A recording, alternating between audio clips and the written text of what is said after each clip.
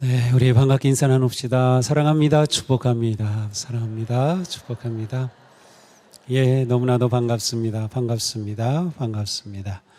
예, 오늘 또 아주 은혜로운 찬양, 우리 시온 찬양대 너무나도 감사합니다. 예, 새로운 멤버도 보여서 너무 좋았습니다. 네, 우리 시온 찬양대 여러분, 나도 찬양대 참여하고 싶다. 물론 노래는 잘 불러야 됩니다.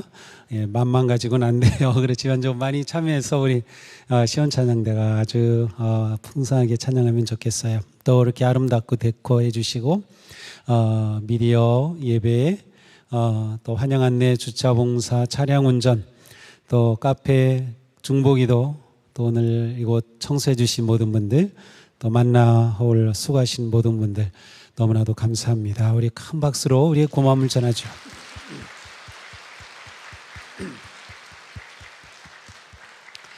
네, 올해 우리 교회 표 한번 외쳐보겠습니다. 닮고 사랑하고 제자들, 다시 한번 닮고 사랑하고 증언하는 제자들. 그렇습니다. 자, 이 구절 가운데 어느 단어가 제일 가슴에 다가옵니까? 닮고, 좋아요. 예, 닮고는 우리의 성장을 말합니다. 사랑하고, 예, 우리가 소그룹에서 또 우리 성도들 간에 가까운 그러한 사랑의 교제가 풍성하게 일어나는 것, 증언하고, 이것은 복음을 전하고 또 우리의 삶이 복음을 살아가는 겁니다. 부활의 증인으로 우리가 사역하는 것도 포함이 되고요. 우리의 모든 일상이 하나님의 영광을 드러내는 그러한 제자로 세워지는 것. 그래서 올해는 우리 교회에서 제자 훈련 또 새로운 과정으로 시작하고, 또 오늘 우리는 계속해서 영적 성장에 관한 말씀을 듣게 됩니다. 자, 우리는 새해를 맞으면서 계속 2주간에 걸쳐서 영적 성장에 관한 말씀을 들었어요. 첫째로, 영적 성장은 하나님의 뜻이다. 예, 하나님께서는 우리가 성장하기를 기대하고 원하신다라는 것.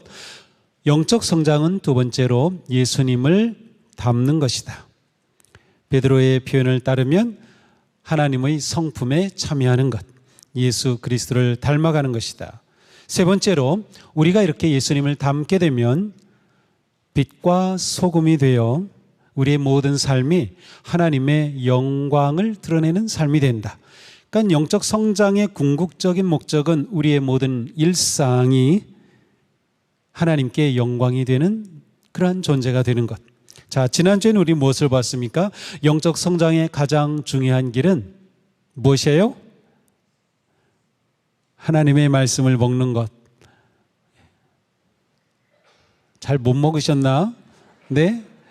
벌써 잊어버리셨어요? 하나님의 말씀을 먹는 것. 제가 이 말씀 먹는 여러 가지 방법 쭉 얘기했죠. 그리고 다양한 성경 번역본을 보면 좋다 그랬는데, 제가 개인적으로 엄청난 놀라운 경험을 했어요. 자, 제가 읽은 시편의 성경 구절을 읽어드릴게요. 제가 읽은 다음에 자막에 띄워주세요. 그분께서 말씀하셨다. 너는 내 아들, 오늘은 내 생일이다. 원하는 것이 있느냐? 말만 하여라. 나라들을 선물로 주랴. 대륙들을 상으로 주랴. 이 시편 2편은 왕의 시편에 속하는데요. 제가 제 생일인 1월 13일 아침에 제가 이 성경, 올해는 내가 메시지 성경을 좀 먼저 보자 그래서 이 성경을 딱 펼쳤어요. 그런데 이 말씀이에요. 제 생일에 읽은 말씀이랍니다. 그분께서 말씀하셨다. 너는 내 아들, 오늘은 내 생일이다. 제가 너무나도 깜짝 놀라서 여보 이리 와봐요. 그래서 이렇게 하니까 이걸 보더니 여보 저기 봐봐. 나라들을 선물로 주랴? 대륙을 상으로 주랴? 구해야지. 그래 제가 정말 생일날 이 말씀을 딱 받고 너무나도 감동이 됐어요. 그래서 마음껏 구하죠. 네, 주신다는데 말만 하라는데요. 다른 번역본으로 읽으니까 이러한 엄청난 말씀이 제게 주어졌어요. 이 말씀은 원래 무슨 말씀이냐면 우리가 아주 잘 아는 것이에요. 너는 내 아들들이다. 오늘날 내가 너를 낳았도다. 그 말씀이거든요. 그런데 이렇게 다른 번역본으로 읽으니 완전히 새롭게 다가왔어요. 그래서 제가 설교하고 제가 실천했더니 저에게 하나님께서 엄청난 은혜를 주신 경험, 여러분하고 나눕니다. 그러니까 말씀 잘 듣고 따라 하시면 좋은 일이 일어날 겁니다. 자, 그러면 우리는 하나님의 말씀이 우리의 영적 성장의 길이라고 했는데, 말씀을 그러면 먹는다, 많이 그냥 먹으면 될까? 도대체 말씀을 먹는 것은 무엇을 의미할까? 물론 말씀을 먹는 행위는 우리가 읽고 묵상하고 암송하고 또 필사도 하고 하는 그런 모든 것들이 포함이 되지만, 성경을 먹는다는 것은 성경을 통하여 하나님의 마음을 알고 그 뜻을 깨달아 하나님과 깊고 친밀한 관계를 형성하는 것입니다. 이게 말씀을 먹는 뜻이에요. 성경을 읽든 묵상하든 암송하든 우리는 말씀을 통해 하나님과 아주 깊고 특별한 관계를 형성하게 되는 겁니다. 영적 성장에서는 하나님과 내가 어떤 관계이냐가 아주 중요합니다. 하나님과 내가 어떠한 관계이냐 너무나도 중요해요. 말씀을 잘 먹어서 영적 성장의 양분으로 삼으려면 우리와 하나님과의 관계가 바르고 깊고 친밀하고 온전해야 합니다. 너무나도 중요해요. 하나님과의 관계가 중요하다. 그러면 우리는 이렇게 물어봐야 됩니다. 나는 영적 성장을 위해 하나님과 어떠한 관계를 맺고 있나? 내가 지금 하나님과 맺고 있는 관계는 어떠한 단어로 표현할 수 있을까요? 하나님과 사랑의 관계를 맺고 있나요? 아니면 내가 하나님을 온전히 신뢰합니까? 감사입니까? 아니면 두려움입니까? 아니면 원망입니까? 아니면 무관심입니까? 영적 성장을 위해 하나님과 맺어야 하는 관계의 가장 중요한 핵심은 순종입니다. 순종이 하나님과 나의 관계에 있어서 아주 중요한 요소예요. 불행하게도 이 시대에는 순종이 환영을 받지 못합니다. 순종을 가르치는 데도 없습니다. 왜 그럴까요? 순종하면은 좀 부정적인 이미지를 많이 떠올리기 때문이에요. 순종하면 뭔가 복종하고 굴복하는 것, 양보하는 것, 실패한 것, 아주 내가 약한 자가 되는 것, 아니면 강요받는 것, 아니면 내가 손해보는 것, 이러한 이미지가 있기 때문이죠. 많은 사람이 하나님이나 아니면 권위에 순종하는 것에 심한 거부감을 느낍니다. 순종을 별로 좋아하지 않아요. 하지만 하나님과의 관계에서 순종의 자세와 마음이 없다면 우리는 영적으로 성장할 수 없습니다. 내가 나를 볼 때 내가 성장하고 있는가 아니면 그대로인가 판단하는 기준의 하나는 내가 하나님과 관계에서 순종이 내게 있는가를 물어보면 됩니다. 순종이 없다면 아무리 많은 말씀을 읽었다 하더라도 은혜를 받았다 하더라도 그것이 나를 성장하게 하지는 못합니다. 순종이란 무엇인가?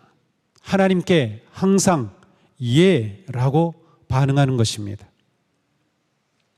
아주 중요해요. 왜냐하면 우리의 영적 성장은 순종에서 시작되기 때문이에요. 우리의 영적 성장은 순종에서 시작된다. 순종하기까지 성장은 없습니다. 순종하는 만큼 성장합니다.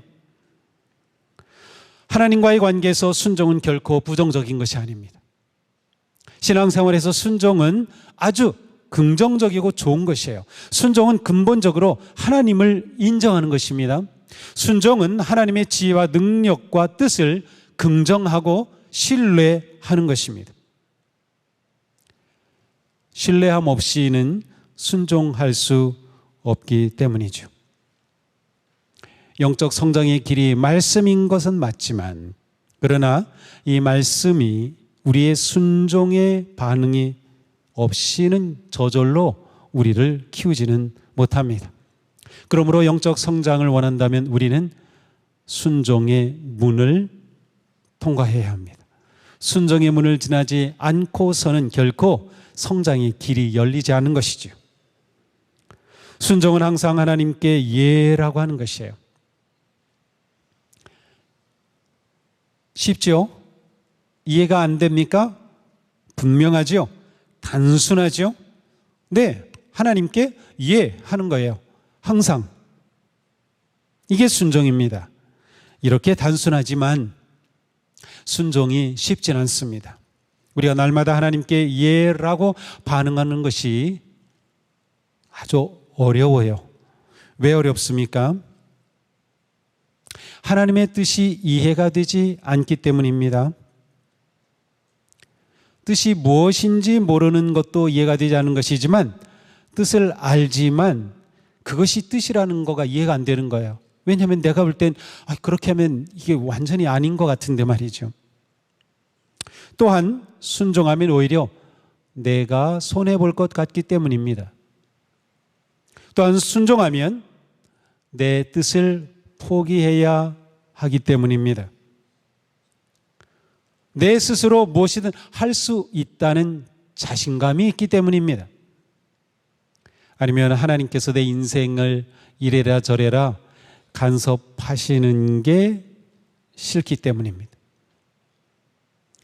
여러 가지 이유로 우리는 순종하는 것이 쉽지가 않아요. 그러나 우리가 살아가면서 우리는 종종 이해할 수 없는 일들을 경험합니다. 그리고 그때마다 우리는 묻죠. 하나님, 저에게 왜 이런 일이 생기는 겁니까? 하나님, 제가 정말 이거 해낼 수 있을까요? 하나님, 제가 기도한 건 이게 아니잖아요. 왜 저의 기도에 응답해 주지 않으시는 거죠?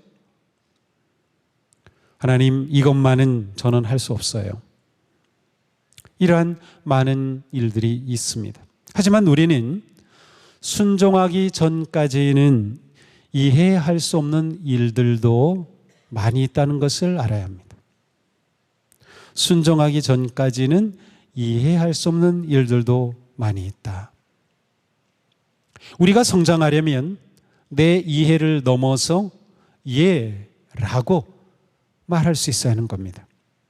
하나님과의 바른 관계는 이해보다 순종이 먼저입니다. 하나님과의 바른 관계는 이해보다 순종이 먼저입니다. 순종하면서 이해되죠. 우리가 이러한 일들을 조금씩 경험하면서 우리는 더 깊은 순종으로 나아갈 수 있어요. 그렇게 우리는 성장하는 것입니다. 믿음이 좋다는 것은 무슨 뜻일까요? 믿음이 좋은지 아닌지를 어떻게 알 수 있을까요? 기도하면 즉각 응답이 됩니까? 그러면 믿음이 좋은 것인가요? 모든 일이 잘 되면 그 사람 참 믿음이 좋은 사람이야 라고 말할 수 있을까요? 역경과 시련이 있다면 그 사람 믿음이 없어 이렇게 말할 수 있을까요? 자신에게 일어나는 일과 상황이 자신의 믿음을 판단하는 기준이 될 수는 없어요. 그 사람에게 일어나는 일과 상황이 그 사람의 믿음을 판단하는 기준이 될 수 없다. 어떠한 상황에서도 하나님께 예라고 말할 수 있는 것이 믿음이 좋은 것입니다. 내가 믿음이 좋은지 아닌지 알 수 있는 건 어떤 상황에서도 하나님 앞에 예라고 순종하느냐 이것이에요. 왜냐하면 믿음 없이는 순종할 수 없고요. 순종함으로 믿음이 드러나는 것이에요. 그렇습니다. 순종이 믿음입니다. 순종은 믿음의 결과인 것이에요. 믿음이 없어도 순종하는 채 할 수 있습니다. 하지만 그 순종은 끝까지 가지 못합니다. 어느 지점에선가 멈춥니다. 믿음 없는 순종이 그것이죠. 성경에서 우리가 만나는 많은 믿음의 훌륭한 선배님들은 모두 순종의 사람들이었어요. 아브라함, 모세, 이사야, 다윗, 베드로, 야고보, 요한, 바울 모두 순종의 사람들이었습니다. 예수님의 어머니 마리아도 우리에게 진정한 순종의 모습을 보여줍니다. 어느 날 요셉의 약혼녀였던 마리아에게 가브리엘 천사가 나타나 선언합니다. 감당할 수 없는 말이었어요. 네가 잉태하여 아들을 낳을 것이다. 이름을 예수라 하여라. 아직 10대인 어린 마리아, 가난하고 배우지 못한 마리아였어요. 그녀의 놀람이 얼마나 컸을까요? 그런데 마리아는 천사의 이 말을 들으면서 생각하는 마리아가 이렇게 대답합니다. 나는 주님의 여종입니다. 당신의 말씀대로 나에게 이루어지기를 바랍니다. 마리아는 그 순간 하나님께 예라고 응답한 것이죠. 이 순간 마리아는 자신의 인생 전부를 하나님께 내어드렸습니다. 이것이 순종입니다. 마리아가 그 뜻이 무엇인지 이해를 했을까요? 아니, 어떻게 그냥 아기가 생긴다고? 아니, 나에게 어떻게 이런 일이? 아무것도 이해할 수 없었을 겁니다. 그러나 그는 하나님의 음성임을, 천사의 음성이 하나님의 음성임을 믿었기에 아멘으로 응답했던 것이죠. 하나님의 구원 역사는 마리아의 순종을 통하여 이렇게 이루어지는 것입니다. 우리가 하나님께 순종하지 못하는 최대의 걸림돌, 그것은 아이러니하게도 나 자신입니다. 순종하지 못하는 최대의 걸림돌은 외부의 상황이 아닙니다. 어떤 일들 때문이 아닙니다. 궁극적으로는 나 때문이에요.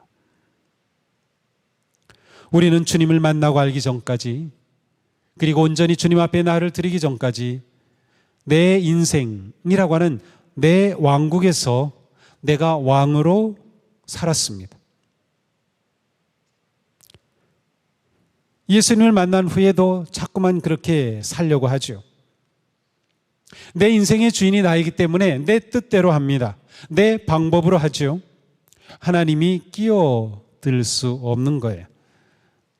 중심에는 오직 나밖에 없으니까요.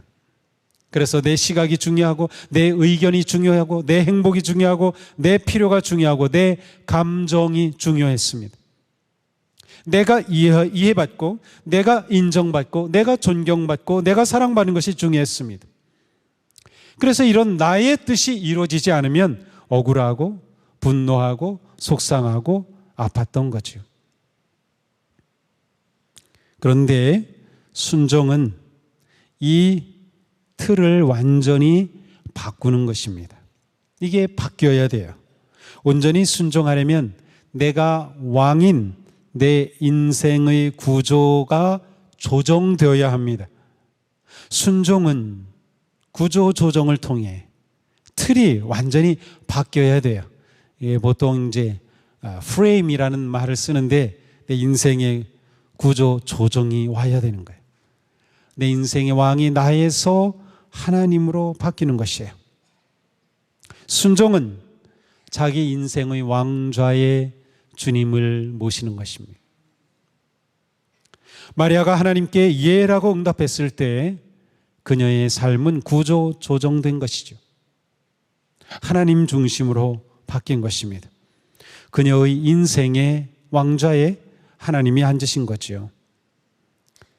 마리아는 겪어야 할 모든 고난과 시련에도 불구하고 순종함으로 하나님께 인생을 내어드렸습니다. 순종의 첫 걸음은 하나님이 무슨 말씀, 어떤 일을 하시든지 겸허하게 받아들이겠다는 의지와 결단입니다. 내 삶의 내 모든 영역에서 내가 쥐고 있던 열쇠를 하나님께 드리는 것입니다. 이제 제 인생은 하나님이 열어주시는 인생 되기 원합니다. 이제 제 인생은 하나님이 닫으면 닫을 자 없고 열면 열 자가 없는 그러한 인생이 되는 것으로 결단하는 거예요. 내가 내 열쇠를 끝까지 잡고 있는 한 순종은 불가능합니다. 하나님 말씀만 하십시오. 이것이 순종의 선언입니다. 순종해서 하나님이 다스리시는 그 순간 내 인생에 천국이 열리는 거예요. 천국은 무엇이에요? 하나님이 다스리시는 나라. 하나님이 내 인생의 주인으로 서실 때 내 인생의 천국이 열리는 겁니다. 그러므로 신앙생활은 결국 내 인생의 왕좌에 누가 앉느냐의 싸움입니다. 내가 앉느냐 아니면 주님이 앉느냐. 물론 우리는 자라면서 때로는 내가 아니라 다른 누군가가 그 자리에 앉아 있기도 합니다. 성장하는 과정 속에서 심한 어떤 학대를 당하거나 어떤 조종을 받거나 했을 경우에는 그 누군가가 내 마음의 왕좌에 딱 앉아서 내 인생을 컨트롤하는 것이죠. 그거를 내려놓아야 되는 거예요. 이게 신앙생활에서 아주 중요한 싸움이에요. 옛사람과 새사람이 싸우는 거죠. 사랑하는 성도 여러분, 자신의 인생의 왕좌에 주님을 모시고 계십니까? 주님을 모시지 않겠습니까? 지금은 우리가 영적 성장을 향해 내 인생의 틀을 바꾸고 내 인생의 구조 조정을 해야 할 때입니다. 우리는 처음 예수님을 믿으며 구조 조정을 시작했습니다. 이것은 계속되어야 할 과정입니다. 이것이 영적 성장의 과정인 거예요. 우리 모두 언제나 주님의 말씀이라고 하면 예라고 응답할 수 있는 그러한 복된 제자들이 될 수 있기를 축복합니다. 영적 성장은 예수님을 닮는 것이다. 그러므로 우리가 예수님을 닮는 것은 곧 예수님의 순종을 닮는 것이에요. 예수님은 온전한 순종의 주님이셨어요. 빌립보서에 이렇게 말씀하죠. 그는 사람의 모양으로 나타나셔서 자기를 낮추시고 죽기까지 순종하셨으니 곧 십자가에 죽기까지 하셨습니다. 예수님은 순종하셨다.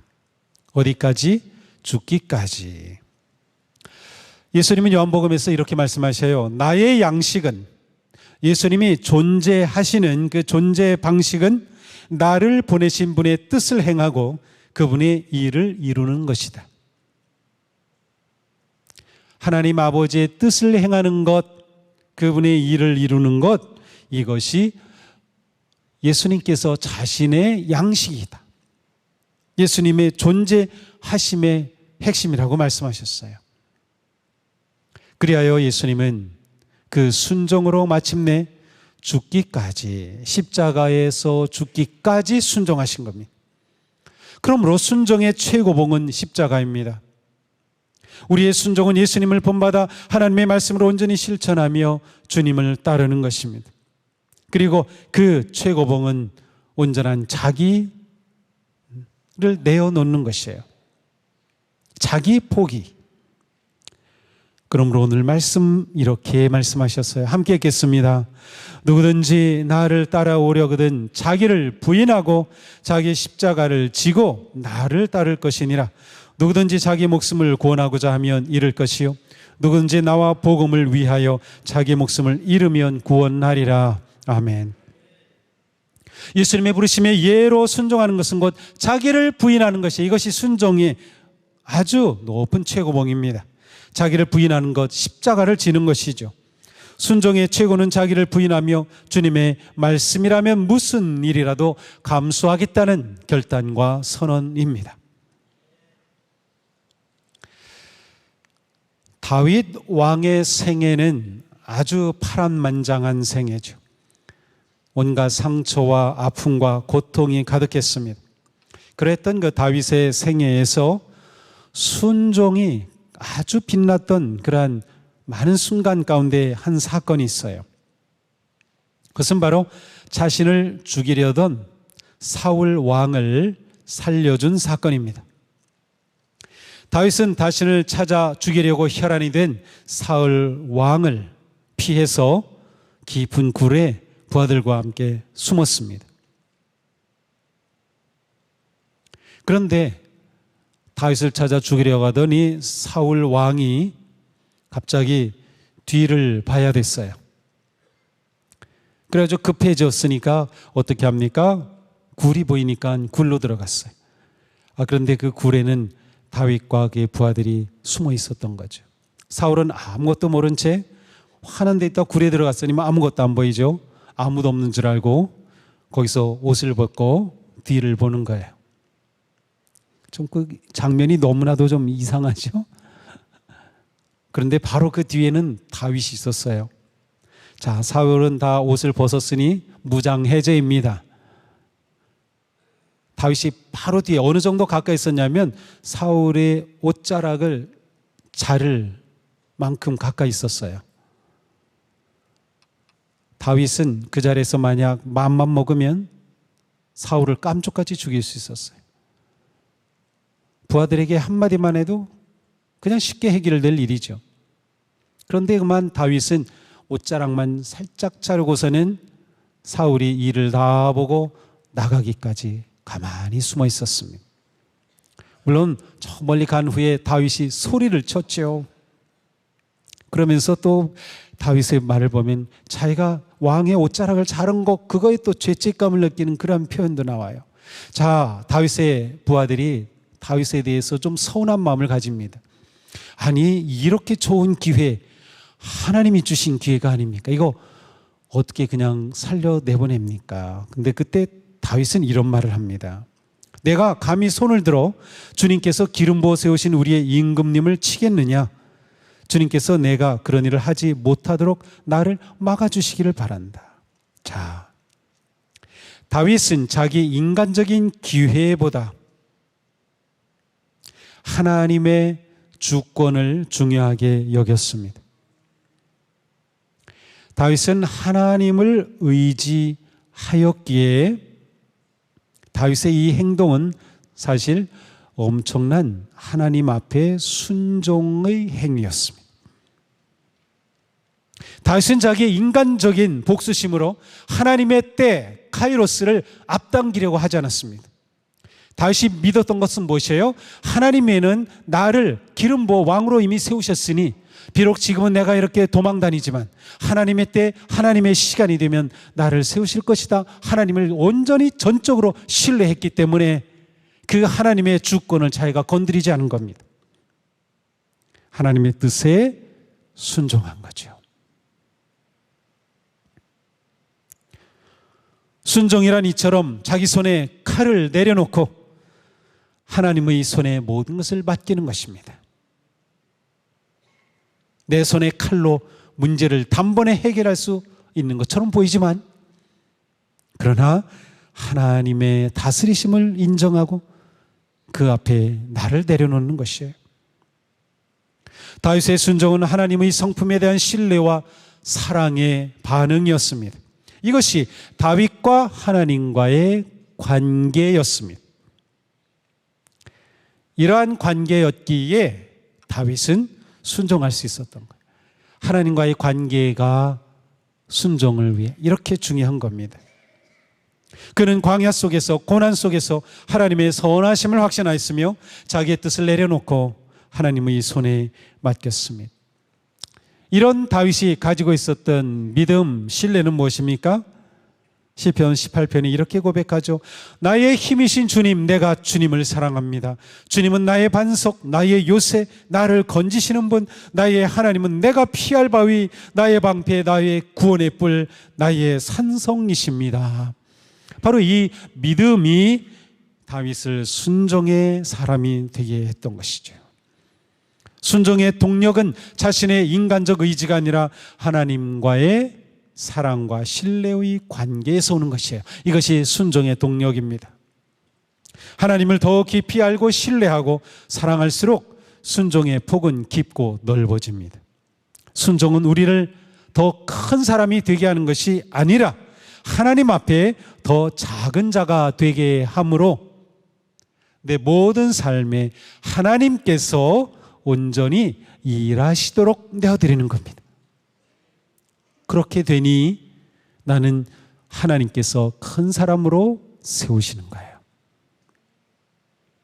우리는 역경과 문제와 아픔과 해결해야 할 상황을 마주할 때마다 주님의 말씀에 순종하려는 마음으로 자기를 부인하고 십자가를 질 때 성장한다 그렇습니다. 고난은 우리의 영적 성숙을 위한 성장통입니다. 고난은 순종할 기회입니다. 인내와 순종을 통하여 고난은 연단이 되고 연단은 성숙의 열매로 성장하는 거예요. 로마서 5장 3절 4절입니다. 그뿐만 아니라 우리는 환난을 자랑합니다. 우리가 알기로 환난은 인내력을 낳고 인내력은 단련된 인격을 낳고 단련된 인격은 희망을 낳는 줄을 알고 있기 때문입니다.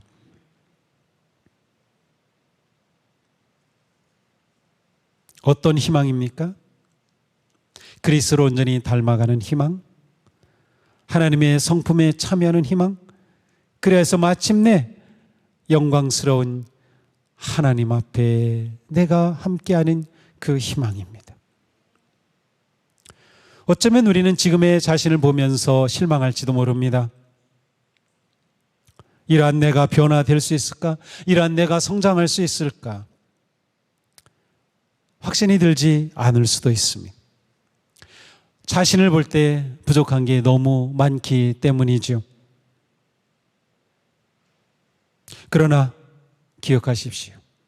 우리를 향한 하나님의 뜻은 언제나 크고 놀랍습니다. 하나님은 지금 우리의 모습을 이미 알고 계시며 이러한 우리가 예수님을 닮아 성장하고 성숙하기를 기대하십니다. 우리가 할 수 없는 것을 기대하실까요? 할 수 있기에 기대하시는 거죠. 그리고 우리가 그렇게 될 수 있도록 우리와 함께 하시고 우리를 도우시고 우리가 성장할 수 있도록 말씀을 주시고 성령께서 우리와 함께 하시는 것입니다. 자, 우리는 완전하지 않지만 하나님 안에서 우리의 성장 가능성은 완전합니다. 우리는 완전하지 않지만 하나님 안에서 우리의 성장 가능성은 완전합니다. 믿는 분은 순종함으로 성장합니다.